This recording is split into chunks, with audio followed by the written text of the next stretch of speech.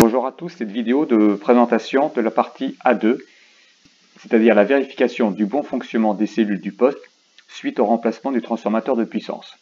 Donc nous avions été obligés de remplacer, nous sommes obligés de remplacer le transformateur de puissance situé ici par un autre transformateur plus puissant, car la création du nouveau départ basse tension, départ embouteillage, nécessite une augmentation de puissance qu'on a calculé à la question A1.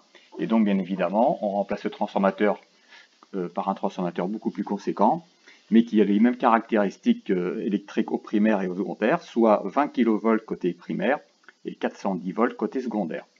La puissance apparente, elle, change, et bien évidemment, elle est quasiment doublée de par les calculs qu'on a fait à la question numéro A1.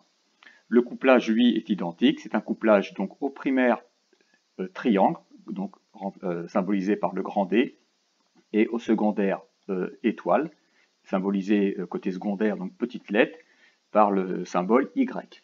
Et bien évidemment, création du neutre, donc on met la lettre N, l'indice horaire 11 correspond au déphasage sur les enroulements de la primaire et secondaire. Donc je ferai peut-être une vidéo spéciale sur le transformateur de puissance pour vous aider un peu plus. Ce qui nous intéresse, nous, c'est bien évidemment dans cette question A2, c'est le dimensionnement, c'est la vérification si les cellules haute tension qui sont situées en amont du transformateur de puissance sont capables d'accueillir ce nouveau transformateur. Donc, quelques illustrations à ce niveau-là. Donc ça, c'est l'ancien transformateur, où on repère tout de suite la partie HTA située à gauche, par des câbles tripolaires, et bien évidemment, la partie basse tension située à droite, où là, on a bien 4 bornes, création du neutre. Donc ça, c'est ce qui nous intéresse lorsqu'on va remplacer le transformateur de puissance. Ce qui nous intéresse maintenant, c'est de voir comment les cellules vont être capables de s'adapter au changement de cette puissance. Est-ce qu'ils sont capables d'absorber le nouveau transformateur? C'est ce qui va faire l'objet des questions suivantes. Donc, dans un premier temps, la question A2.1, c'est identifier le type de réseau d'alimentation côté HTA.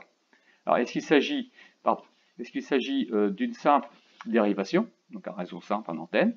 Est-ce qu'il s'agit d'un couplage, d'une coupure d'artère ou d'une double dérivation? C'est un montage plus complexe. Alors, ça c'est l'objet de la question A2.1. Ensuite, la question A2.2, c'est de vérifier les caractéristiques de cette cellule. Donc, on vous dit tout de suite, l'indication c'est que c'est un départ protection par interrupteur fusible combiné. Et bien évidemment, on vous demande de déterminer les différentes valeurs électriques de ces caractéristiques de la cellule. La question A2.3, donc il suffit de calculer le courant au primaire de ce transformateur. Donc bien évidemment, il faut connaître la formule, poser le calcul et faire arrondir le résultat. Ensuite, ce calcul va nous déterminer si on justifie le maintien ou pas de cette cellule. Et donc, il faudra justifier grâce aux valeurs de la question A2.3. La question A2.5, bien évidemment, c'est le choix des fusibles qui sont dans cette cellule.